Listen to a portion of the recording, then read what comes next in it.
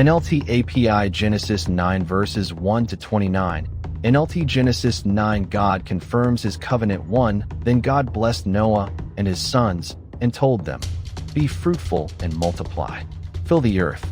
2 All the animals of the earth, all the birds of the sky, all the small animals that scurry along the ground, and all the fish in the sea will look on you with fear and terror. I have placed them in your power. 3 I have given them to you for food, just as I have given you grain and vegetables. But you must never eat any meat that still has the lifeblood in it. 5 And I will require the blood of anyone who takes another person's life. If a wild animal kills a person, it must die, and anyone who murders a fellow human must die. 6 If anyone takes a human life, that person's life will also be taken by human hands. For God made human beings (9:6) or man. Hebrew reads Ha'adam, in his own image. 7 Now be fruitful and multiply, and repopulate the earth.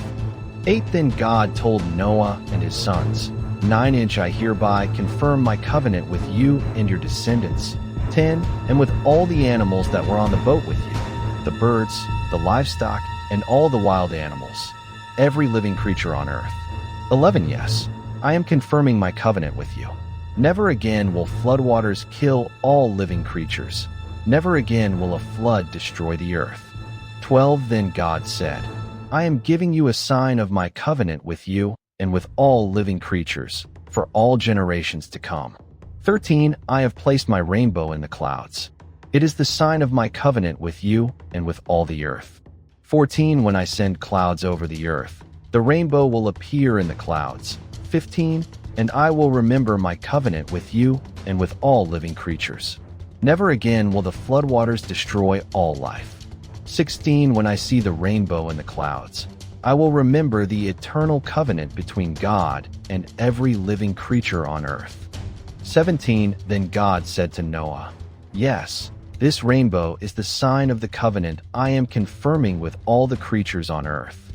Noah's sons 18 The sons of Noah who came out of the boat with their father were Shem, Ham, and Japheth. Ham is the father of Canaan. 19 From these 3 sons of Noah came all the people who now populate the earth. 20 After the flood, Noah began to cultivate the ground, and he planted a vineyard. 21 One day, he drank some wine he had made, and he became drunk and lay naked inside his tent. 22 Ham, the father of Canaan, saw that his father was naked and went outside and told his brothers. 23 Then Shem and Japheth took a robe, held it over their shoulders, and backed into the tent to cover their father. As they did this, they looked the other way so they would not see him naked. 24 When Noah woke up from his stupor, he learned what Ham, his youngest son, had done.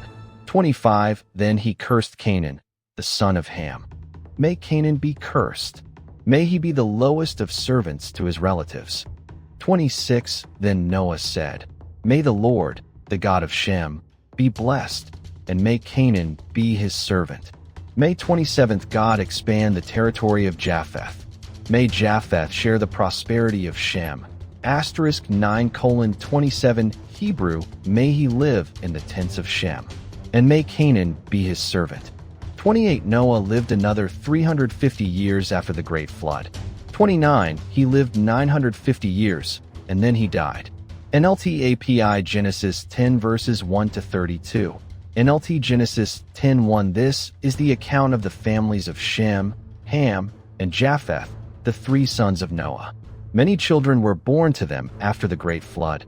Descendants of Japheth. 2 The descendants of Japheth were Gomer, Magog, Madai, Javan, Tubal, Meshech, and Tiras. 3 The descendants of Gomer were Ashkenaz, Riphath, and Togarmah. For the descendants of Javan were Elisha, Tarshish, Kittim, and Rodanim. Asterisk 10:4 As in some Hebrew manuscripts and Greek version. See also 1 Sichar 1:7. Most Hebrew manuscripts read Dodanim. 5 Their descendants became the seafaring peoples that spread out to various lands, each identified by its own language, clan, and national identity.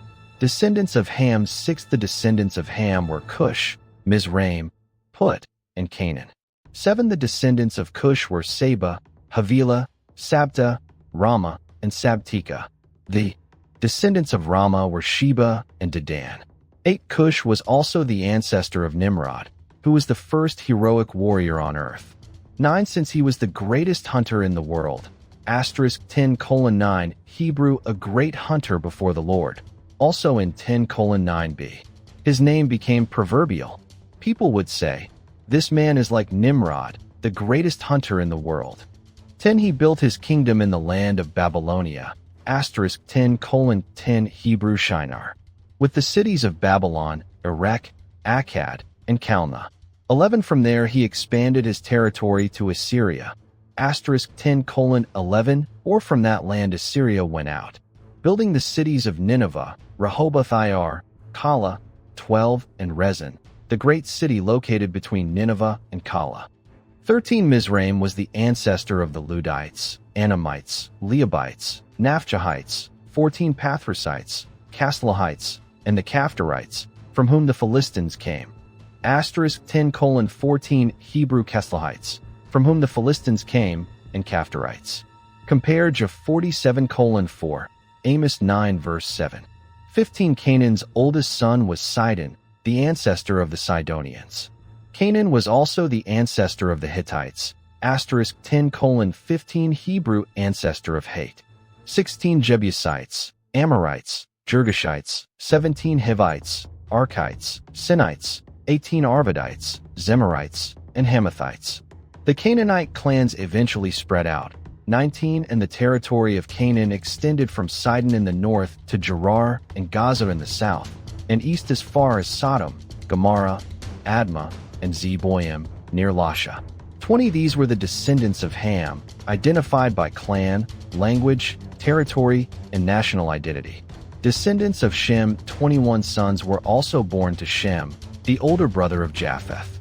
10:21 or Shem, whose older brother was Japheth. Shem was the ancestor of all the descendants of Eber.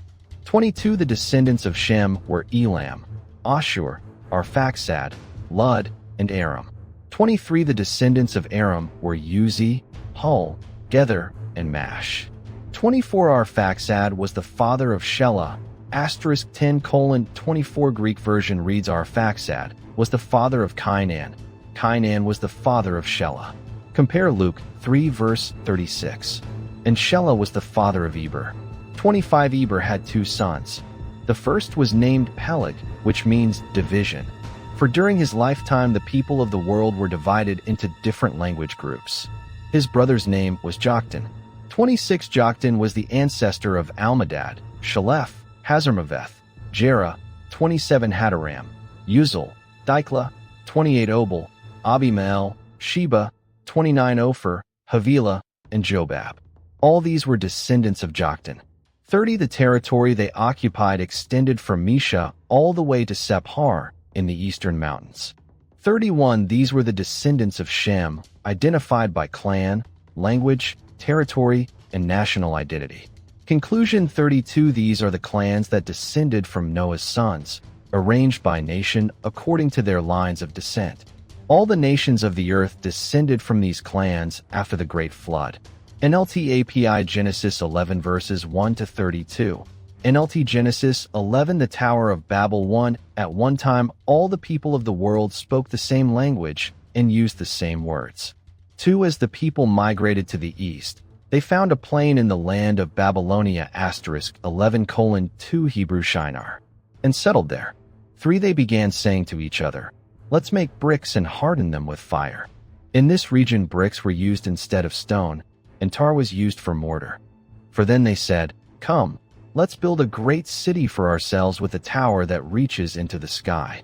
This will make us famous and keep us from being scattered all over the world." 5. But the Lord came down to look at the city and the tower the people were building. 6. Look, he said, the people are united, and they all speak the same language. After this, nothing they set out to do will be impossible for them. 7. Come, let's go down and confuse the people with different languages. Then they won't be able to understand each other. 8 inches that way, the Lord scattered them all over the world, and they stopped building the city. 9. That is why the city was called Babel, *11:9 or Babylon. Babel sounds like a Hebrew term that means confusion, because that is where the Lord confused the people with different languages. In this way he scattered them all over the world. The line of descent from Shem to Abram 10. This is the account of Shem's family. 2 years after the great flood, when Shem was 100 years old, he became the father of *11:10 or the ancestor of. Also in 11:12, 14, 16, 18, 20, 22, 24. Arphaxad. 11 after the birth of *11:11 or the birth of this ancestor of. Also in 11:13, 15, 17, 19, 21, 23, 25. Arphaxad. Shem lived another 500 years and had other sons and daughters. 12 When Arphaxad was 35 years old, he became the father of Shelah. 13 After the birth of Shelah, Arphaxad lived another 403 years and had other sons and daughters. *11:12-13 Greek version reads 12 When Arphaxad was 135 years old, he became the father of Cainan. 13 After the birth of Cainan, Arphaxad lived another 430 years and had other sons and daughters, and then he died. When Cainan was 130 years old, he became the father of Shelah.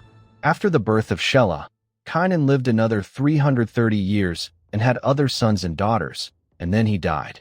Compare Luke 3 verses 35-36. 14 When Shelah was 30 years old, he became the father of Eber. 15 After the birth of Eber, Shelah lived another 403 years and had other sons and daughters. 16 When Eber was 34 years old, he became the father of Peleg. 17 After the birth of Peleg, Eber lived another 430 years and had other sons and daughters. 18 When Peleg was 30 years old, he became the father of Reu. 19 After the birth of Reu, Peleg lived another 209 years and had other sons and daughters. 20 When Reu was 32 years old, he became the father of Serug. 21 After the birth of Serug, Reu lived another 207 years and had other sons and daughters. 22 When Serug was 30 years old, he became the father of Nahor. 23 After the birth of Nahor, Serug lived another 200 years and had other sons and daughters. 24 When Nahor was 29 years old, he became the father of Terah. 25 After the birth of Terah, Nahor lived another 119 years and had other sons and daughters. 26 After Terah was 70 years old, he became the father of Abram, Nahor, and Haran. The family of Terah. 27 This is the account of Terah's family. Terah was the father of Abram, Nahor, and Haran was the father of Lot. 28 But Haran died in Ur of the Chaldeans, the land of his birth, while his father, Terah, was still living. 29 Meanwhile, Abram and Nahor both married. The name of Abram's wife was Sarai, and the name of Nahor's wife was Milcah. Milcah and her sister Iscah were daughters of Nahor's brother Haran. 30 But Sarai was unable to become pregnant and had no children. 31 One day Terah took his son Abram, his daughter-in-law Sarai, his son Abram's wife, and his grandson Lot, his son Haran's child, and moved away from Ur of the Chaldeans. He was headed for the land of Canaan, but they stopped at Haran and settled there. 32 Terah lived for 205 years *11:32. Some ancient versions read 145 years. Compare 11:26 and 12:4. And died while still in Haran.